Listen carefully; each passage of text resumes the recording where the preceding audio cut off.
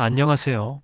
대한민국이 초고령 사회로 진입하는 중요한 해, 2025년에 새롭게 시행되거나 강화되는 노인을 위한 법안과 정책들에 대해 자세히 알아보는 시간을 갖겠습니다. 어르신들의 삶의 질을 높이고 더욱 활기찬 노년 생활을 지원하기 위한 다채로운 변화들이 우리를 기다리고 있습니다. 이제부터 하나하나 심도 있게 살펴보겠습니다. 2025년 대한민국은 명실상부한 초고령 사회로 진입했습니다. 이는 단순히 노인 인구가 많아진다는 의미를 넘어 사회 전반의 구조와 시스템이 노년층의 필요에 맞춰 근본적으로 변화해야 함을 뜻합니다. 이러한 시대적 요구에 발맞춰 정부는 어르신들의 삶의 질을 향상하고 존엄하며 활기찬 노년 생활을 영위할 수 있도록 다양한 법안과 정책들을 새롭게 정비하고 시행하게 되었습니다. 이번 영상에서는 이러한 변화의 핵심 내용들을 심층적으로 다루고자 합니다. 이 변화들은 어르신들뿐만 아니라 모든 연령대의 시민들에게도 중요한 의미를 가집니다. 왜냐하면 고령화 사회는 특정 세대만의 문제가 아닌 우리 사회 전체가 함께 고민하고 해결해야 할 공동의 과제이기 때문입니다. 이러한 맥락에서 2025년의 새로운 법안들은 대한민국이 미래 사회에 대응하는 중요한 이정표가 될 것입니다. 첫 번째로 주목할 만한 변화는 바로 고령사회 대응 기본법의 제정 및 시행입니다. 이 법은 2025년 1월부터 시행되었으며 대한민국 역사상 처음으로 고령화 사회에 대한 국가 차원의 종합적인 전략 수립을 법제화했다는 점에서 매우 큰 의미를 지닙니다. 기존에는 파편적으로 이루어지던 노인 관련 정책들이 이제는 이 기본법을 통해 하나의 큰 틀 안에서 유기적으로 연결되고 추진될 수 있는 기반이 마련된 것입니다. 이 기본법에 따라 정부는 5년마다 노인의 삶의 질 향상을 위한 종합계획을 수립하고 발표해야 합니다. 이 종합계획은 단순히 목표를 나열하는 것을 넘어 고령자 고용, 주거, 의료, 교육 등 노년층의 삶과 직결된 모든 영역을 아우르는 구체적인 실행 방안들을 담게 될 것입니다.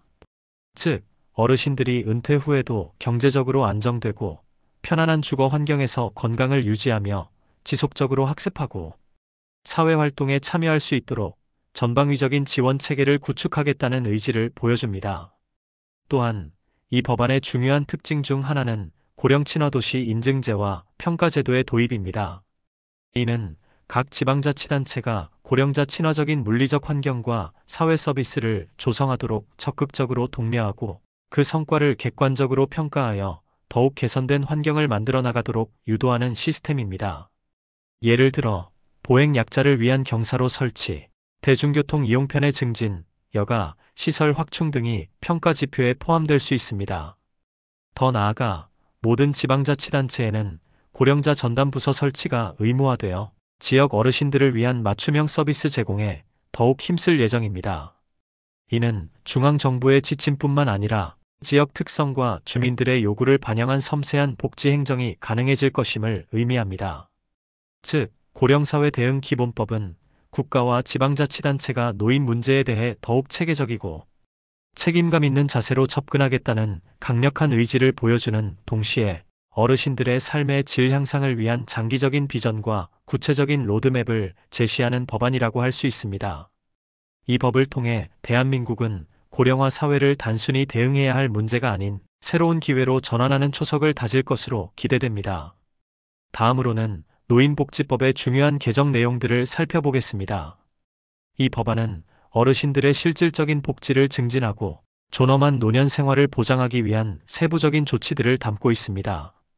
가장 눈에 띄는 변화 중 하나는 고독사 예방 관리가 법적 의무사항으로 포함되었다는 점입니다.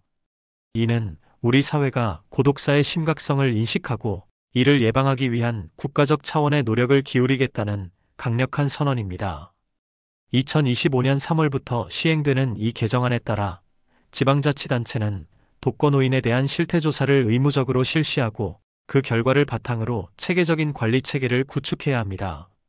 단순히 있다, 없다를 확인하는 것을 넘어 어르신의 건강 상태, 심리적 안정도, 사회적 관계망 등을 종합적으로 파악하여 개별 맞춤형 지원 계획을 수립하게 됩니다. 또한 독거노인에 대한 정기 방문 돌봄 서비스를 확대하여 어르신들의 안녕을 더욱 면밀히 살피게 됩니다. 이는 단순히 안부를 묻는 것을 넘어 정서적 교류를 통해 고립감을 해소하고 필요한 복지 서비스와 연계하는 역할을 수행합니다. 특히 주목할 부분은 복지 사각지대 예방을 위해 AI 기반의 모니터링 시스템 지원이 도입된다는 점입니다. 예를 들어 독거노인의 전기 사용량, 수도 사용량, 통신 패턴 등을 분석하여 평소와 다른 이상 징후가 감지될 경우 즉시 담당 인력에게 알림을 보내 신속하게 확인하고 필요한 조치를 취할 수 있도록 하는 시스템입니다. 이는 첨단 기술을 활용하여 고독사 위험에 처한 어르신들을 선제적으로 발굴하고 지원하는 데 매우 큰 도움이 될 것으로 기대되며 인력 부족 문제를 보완하고 더욱 촘촘한 사회 안전망을 구축하는 데 기여할 것입니다. 더불어 고독사의 법적 정의가 명문화되어 관련 정책 수립 및 집행의 명확성을 높였습니다. 이는 고독사를 개인의 문제가 아닌 사회적 책임으로 인식하고 예방을 위한 국가적 노력을 더욱 체계화하겠다는 의미를 담고 있습니다. 이 외에도 노인 학대 신고 체계가 24시간 실시간 운영으로 강화되어 학대 발생 시 더욱 신속한 신고와 현장 대응이 가능해졌습니다.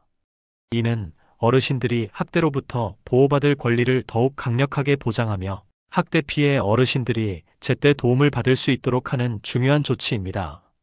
장기요양보험은 직권 연계 및 대상 확대가 이루어져 더 많은 어르신이 필요한 요양 서비스를 받을 수 있게 되었습니다. 이는 요양 서비스가 필요한 어르신들이 복잡한 절차 없이 자동으로 서비스와 연계되거나 이전의 대상이 아니었던 어르신들도 포함되어 사각지대를 줄이는 데 기여할 것입니다. 마지막으로 복지시설 안전기준이 의무화되고 정기점검이 강화되어 어르신들이 생활하는 모든 시설이 더욱 안전하고 쾌적한 환경을 제공하도록 엄격하게 관리될 것입니다. 이는 시설 이용 어르신들의 안전을 최우선으로 고려하는 정책 방향을 보여줍니다. 세 번째 주요 변화는 기초연금의 인상 및 수급 범위 확대입니다. 어르신들의 안정적인 소득 기반을 마련하고 기본적인 생활 수준을 보장하기 위한 이 정책은 고령화 시대의 경제적 안정을 위한 핵심적인 부분입니다. 기초연금은 단순히 금액이 인상되는 것을 넘어 어르신들의 실질적인 구매력과 생활 안정에 기여할 수 있도록 지속적으로 상향 조정될 계획입니다. 2025년에는 기초연금 최대 지급액이 33만 4,810원에서 34만 4천원으로 인상되었으며 이와 함께 2028년까지 단계적으로 40만원까지 인상될 계획이어서 어르신들의 생활 안정에 더욱 기여할 것으로 보입니다. 이는 물가 상승률과 노년층의 생활비 지출 등을 종합적으로 고려하여 결정된 것으로 어르신들이 최소한의 품위를 유지하며 생활할 수 있도록 돕는 사회적 안전망의 중요한 축을 담당합니다. 부부 가구의 경우 최대 54만 9,600원까지 수령이 가능해져 독거 어르신뿐만 아니라 부부, 어르신 가구의 생활 안정에도 큰 도움이 될 것입니다. 기초연금 수급을 위한 소득 인정액 기준은 단독 가구 월 228만원, 부부 가구 월 364만 8천원 이하로 확대되어 이전의 소득 기준으로 인해 혜택을 받지 못했던 더 많은 어르신이 기초연금의 수급 대상에 포함될 수 있게 되었습니다. 이는 정부가 복지 혜택의 사각지대를 줄이고 경제적으로 어려운 어르신들에게 더 넓은 지원을 제공하겠다는 의지를 보여줍니다. 또한 기초생활보장 생계급여를 받는 어르신의 경우 근로소득 공제 연령이 75세 이상에서 65세 이상으로 확대되었습니다. 이는 젊은 노년층도 적극적으로 사회활동에 참여하고 일하는 보람을 느끼면서도 생계급여 혜택을 유지할 수 있도록 하는 매우 중요한 변화입니다. 즉, 어르신들이 단순히 노동력을 상실한 존재가 아니라 계속해서 사회에 기여할 수 있는 주체로 인식하고 경제활동을 통해 자립적인 삶을 영위할 수 있도록 독려하는 정책 방향을 담고 있습니다. 이는 어르신들의 활발한 사회 참여를 독려하는 동시에 실질적인 경제적 지원을 강화하는 일석이조의 조치라고 할 수 있습니다. 네 번째로 중요한 변화는 노인 일자리 확대 및 지원 강화입니다. 건강하고 능력 있는 어르신들이 계속해서 사회에 참여하고 기여할 수 있도록 정부는 노인 일자리 정책에 막대한 투자를 아끼지 않고 있습니다. 활동적인 노년 생활을 지원하고 어르신들의 풍부한 경험과 지혜가 사회 전반에 긍정적인 영향을 미칠 수 있도록 2025년 노인 일자리 관련 예산이 역대 최대 규모로 확대되었습니다. 이를 통해 무려 109만 8천 개의 일자리가 제공될 예정입니다. 이는 단순한 숫자를 넘어 어르신들이 은퇴 후에도 경제적 자립을 유지하고 사회적 관계망을 형성하며 삶의 의미를 찾을 수 있도록 돕는 중요한 기회가 될 것입니다. 일자리의 종류도 다양성을 띠고 있습니다. 공공형 일자리 외에도 시장형, 사회 서비스형 등 다양한 유형의 일자리를 발굴하여 어르신들의 경력과 능력 그리고 원하는 근무 형태에 맞는 선택의 폭을 넓혔습니다. 특히 주목할 만한 점은 국가유공자 등 취업 지원 대상자에게 가산점 제도가 신설되었다는 것입니다. 이는 국가를 위해 헌신한 분들이 은퇴 후에도 안정적인 삶을 이어갈 수 있도록 사회가 그들의 노고에 보답하는 중요한 배려입니다. 또한 가족이 요양보호사로 참여할 수 있는 규정이 완화되어 가족 돌봄의 부담을 줄이고 동시에 일자리 창출 효과도 얻을 수 있게 되었습니다. 이는 가족 구성원이 직접 어르신을 돌보면서도 경제적 보상을 받을 수 있도록 함으로써 돌봄의 질을 높이고 가족의 유대감을 강화하는 긍정적인 효과를 기대할 수 있습니다. 뿐만 아니라 인지지원 등급자도 전문의 진단서를 제출하면 노인 일자리 사업에 참여할 수 있게 되는 등 지원 요건이 더욱 유연해졌습니다. 이는 경증 치매 어르신들도 사회활동에 참여하여 인지, 기능 유지 및 삶의 활력을 되찾을 수 있도록 돕는 중요한 조치입니다. 즉, 노인 일자리 확대 정책은 단순한 소득 보전을 넘어 어르신들의 사회 참여를 활성화하고 존엄한 노년 생활을 보장하는 포괄적인 복지 정책의 일환입니다. 이러한 노력은 어르신 개개인의 삶뿐만 아니라 우리 사회 전체의 활력과 지속 가능성에도 크게 기여할 것입니다. 다섯 번째는 장기요양보험 서비스 확대입니다. 초고령 사회에서 치매와 같은 노인성 질환의 중요성이 커지는 만큼 장기요양보험 서비스는 더욱 확대되고 강화됩니다. 이는 어르신들이 질병으로 인해 어려움을 겪을 때 국가가 적극적으로 개입하여 돌봄의 부담을 덜어주고 품위 있는 삶을 유지할 수 있도록 돕는 핵심적인 제도입니다. 특히 인지지원 등급 대상자가 확대되어 경계성 인지장애 진단을 받은 어르신까지 서비스 대상에 포함됩니다. 이전에는 보다 심각한 인지 저하를 겪는 어르신들만 대상이 되었지만 이제는 초기 단계의 인지 문제를 가진 어르신들도 조기에 적절한 돌봄과 지원을 받을 수 있게 된 것입니다. 이에 따라 이분들은 주야간 보호센터, 방문요양, 그리고 복지용구 지원 등의 혜택을 받을 수 있게 되어 가족의 돌봄 부담을 획기적으로 줄이고 어르신들의 건강한 생활을 유지하는 데 큰 도움이 될 것입니다. 주야간 보호센터는 낮 시간 동안 어르신을 전문적으로 돌보고 다양한 프로그램을 제공하여 가족들이 안심하고 생업에 종사할 수 있도록 돕습니다. 방문요양 서비스는 어르신의 자택으로 요양보호사가 방문하여 일상생활을 지원함으로써 익숙한 환경에서 편안하게 지낼 수 있도록 합니다. 또한 복지용구 지원은 어르신의 신체 기능 저하를 보완하고 안전한 생활을 돕는 다양한 용품들을 대여 또는 구입할 수 있도록 지원하여 어르신들의 자립적인 생활을 가능하게 합니다. 이러한 서비스 확대는 노년층의 삶의 질을 높이는 동시에 돌봄으로 인한 사회적 비용을 줄이고 가족 해체를 예방하는 중요한 역할을 할 것입니다. 즉, 장기요양보험 서비스 확대는 어르신들이 존엄하고 편안하게 노년을 보낼 수 있도록 국가가 제공하는 중요한 복지 혜택의 연장선상에 있습니다. 여섯 번째는 건강보험 혜택 강화입니다. 어르신들의 건강한 삶을 위한 지원도 더욱 두터워지고 있습니다. 특히 치매는 고령화 사회의 가장 큰 건강 문제 중 하나로 이에 대한 국가적 대응이 시급합니다. 이에 따라 치매 안심센터의 역할이 대폭 강화되어 단순한 상담을 넘어 조기 검진 서비스가 확대되고 치매 예방 프로그램 및 치매 가족 지원 프로그램이 더욱 풍성하게 운영됩니다. 조기 검진 확대를 통해 치매를 초기에 발견하고 적절한 치료와 관리를 시작함으로써 질병의 진행을 늦추고 어르신의 삶의 질을 유지할 수 있도록 돕습니다. 치매 예방 프로그램은 인지훈련, 신체활동, 영양관리 등 다양한 방식으로 구성되어 건강한 뇌 기능을 유지하도록 돕습니다. 또한 치매 가족 지원 프로그램은 치매 환자를 돌보는 가족들이 겪는 심리적, 신체적, 경제적 어려움을 경감시키기 위해 상담, 교육, 휴식 지원 등을 제공합니다. 이는 치매 환자뿐만 아니라 그 가족들의 삶의 질까지 고려하는 포괄적인 접근 방식입니다. 이러한 노력은 치매의 예방과 관리에 있어 국가가 더욱 적극적인 역할을 하겠다는 의지를 보여주며 치매로 고통받는 어르신들과 그 가족들에게 실질적인 도움을 제공할 것입니다. 또한 간호간병 통합 서비스의 제공 인력이 확대되고 성과 보상이 강화되어 어르신들이 입원 중에도 전문적이고 통합적인 돌봄 서비스를 받을 수 있게 됩니다.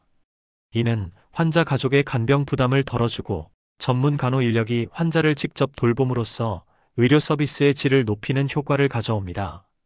간호 인력의 확충과 더불어 이들의 노고에 대한 정당한 보상은 서비스의 지속 가능성을 담보하고 더욱 우수한 인력들이 간호간병 분야에 유입될 수 있는 환경을 조성할 것입니다. 결과적으로 어르신들은 병원에서도 존엄하고 편안한 환경에서 치료받고 회복할 수 있게 될 것입니다. 이처럼 건강보험 혜택 강화는 어르신들이 건강한 노년을 보내는데 필수적인 의료 서비스를 안정적으로 제공하기 위한 국가의 의지를 담고 있습니다. 7번째는 디지털 포용법 제정 및 고령자 디지털 접근권 보장입니다.